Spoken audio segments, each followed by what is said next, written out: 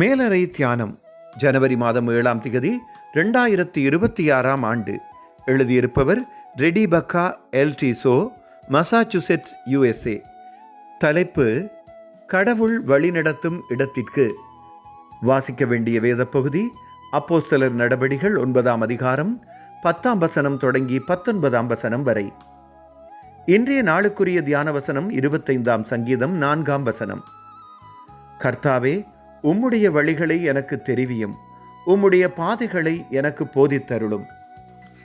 ஒரு மாரிகால காலையில் நான் பணி செய்யும் ஆலயத்தை நோக்கி நடந்தபோது அந்த வீதியில் வசிக்கும் ஒரு வயோதிப தம்பதிகளின் நினைவு வந்தது. அடுத்த வாரத்தில் நடைபெறவிருக்கும் கூட்டங்கள் பற்றி சொல்லலாம் என்று நினைத்து அவர்களின் நடைபாதையில் திரும்பினேன். அவ்விடத்தில் கிடந்த பத்திரிகையையும் எடுத்துக்கொண்டு போனேன். அந்த தாயார் ஆச்சரியத்தோடும் சந்தோஷத்துடனும் என்னை வரவேற்றார்.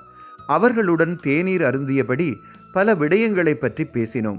அப்போது அந்த தாயார் கடவுள் நல்லவர் என்றார். அந்த குளிரில் பத்திரிகையை எப்படி போய் எடுப்பது என்று யோசித்துக் கொண்டிருந்ததாக அவர் சொன்னார்.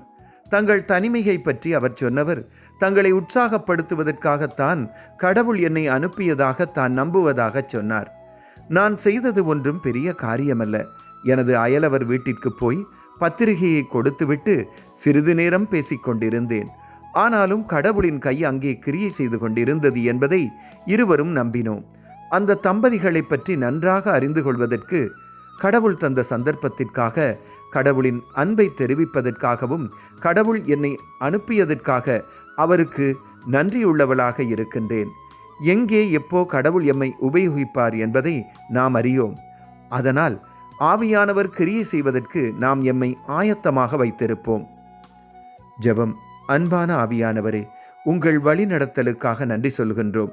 ஆமேன். இன்றைய நாளுக்குரிய சிந்தனை: ஆவியானவரின் வழிநடத்தலுக்காக இன்று ஆயத்தமாக இருப்பேன். கர்த்தருடைய அன்பும் இரக்கமும் அவரது பிரசன்னமும் இந்த நாளில் உங்கள் அனைவரோடும் கூட இருப்பதாக.